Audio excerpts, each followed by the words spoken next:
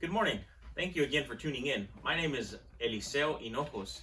We are the North Texas Church of Christ, and we'd like for you to let us know if we can pray for you or if we can serve you in any way. If you have any questions at all about any of these videos or anything that you hear or about us as a congregation, feel free to email me at minister@ntxcoc.com. That's minister@ntxcoc.com. God bless you. I pray that God is blessing you and that He's comforting you and that He's strengthening you in your life and that He is giving you the courage that you need to live a life for Him. Our Bible classes on Sunday morning begin at 9:30 a.m. and our worship services begin at 10:30 a.m. If you have not had the opportunity to visit one of our services, we invite you to come. And if you are still at home, and we just want to encourage you to come and visit us. It's great to watch these things online, and it's great to worship watching the church live stream, but there is something missing if you are not in our in-person worship services. So again, we'd like to invite you to be with us, and we'd love to get to know you.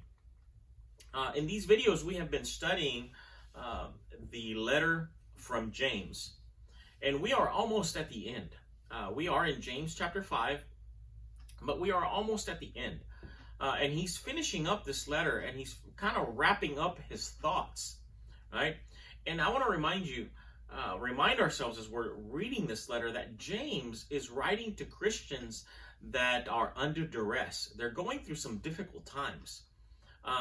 I don't want to go into all of that, into the history and all of the things that are going, but you can do your own research on that. But they are Christians that are under duress, and it's obvious because of the way that he starts his letter, talking about persecutions, talking about Christians during trial and how their faith is being tested. And Christians under persecution, under difficulties, have some decisions to make. And that is why James constantly talks about wisdom and making the right choices. And he reminds us that in order to make the right choices, we need to ask God for wisdom, for Him to help us to make the right choices in our lives. Some of the choices that we have to make are choices that need to be made quickly, but nonetheless need godly wisdom. And so as James writes his letter, as I read through it, I get this sense of urgency. And it almost feels, or at least to me it does, that he is in a hurry to get this letter out because he knows that Christians need encouragement and they need reminders of how we're supposed to make decisions in our lives.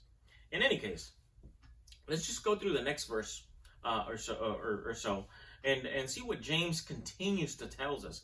James chapter 5 and verse 12 says, "Above all, brothers, do not swear."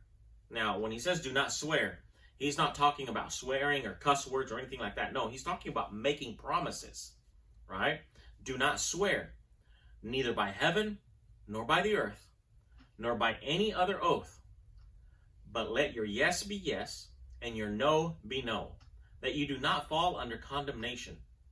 You know, something that my girls, my two daughters used to do when they were younger was they used to do this thing called a pinky swear. I never heard it before until they started doing it. And they would say it was a promise that they were making to each other that they would never break it. And they would never break it because it was done with their pinkies. I thought that was kind of funny. But it's a little bit of what James is talking about here. He doesn't want us to put ourselves in a position where people don't believe us, and then we try and convince someone that we're telling the truth. He says, you as a Christian don't need to be living your life that way. And James has been encouraging us to live as genuine believers of Christ. And so there is a constant encouragement for there to be a lack of ambiguity in our lives.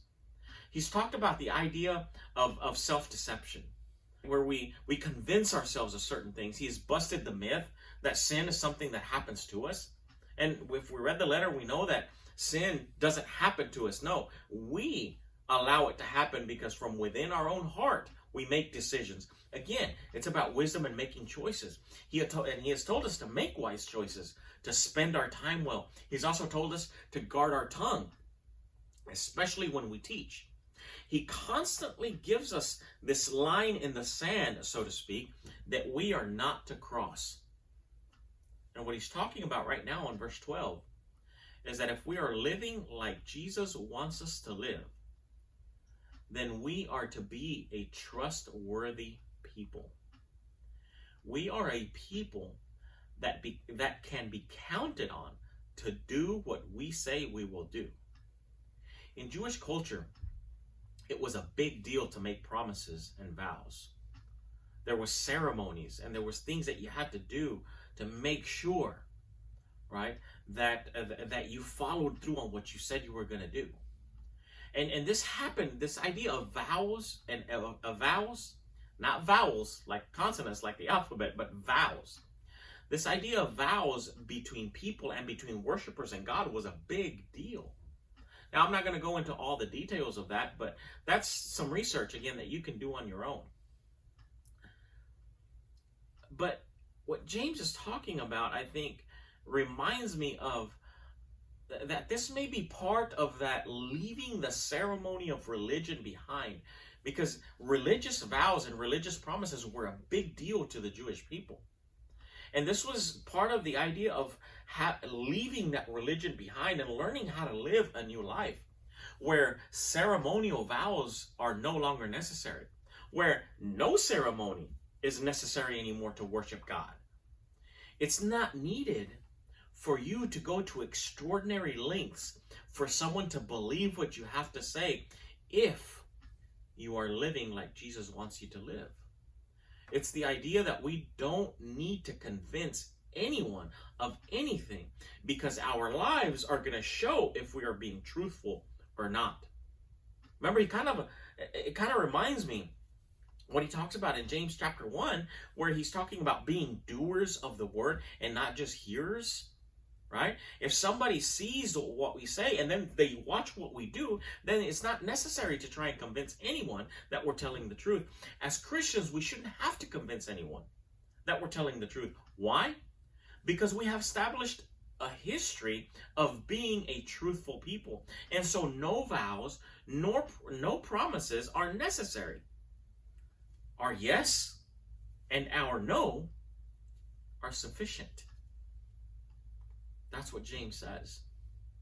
And so James continues with these simple but profound thoughts about how we are to be living our lives and how we are to be interacting with each other and interacting with our neighbors. Now, the next section of scripture after verse 12 is the last section of the letter of James. And I want to be able to deal with that entire section all in one video. So I know that this one was just a little shorter than the other ones, but that's because, like I said, I want to be able to deal with the context and the flow of the next section and not have to break it down.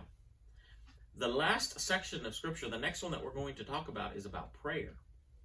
And as we read it, I invite you to read it. And I invite you to tune in and be ready to receive the next video, because I want you to keep a couple of things in mind.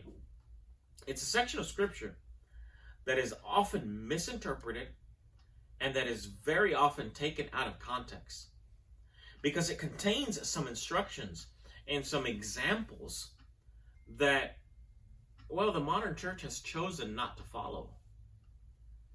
And that begs the question, I wonder why. I wonder why it is that we choose to follow some examples in the New Testament and not follow others. Again, this next section is about prayer. And one of the things that the next section talks about is that if you and I pray for one another, we will be healed. So it begs the question, why aren't we healed when someone prays for us? Just some questions to think about. Just some concepts to think about before we go into the discussion of that last section of the letter of James. God bless you, and thank you for tuning in. Come back. and watch the other videos. Thank you for watching.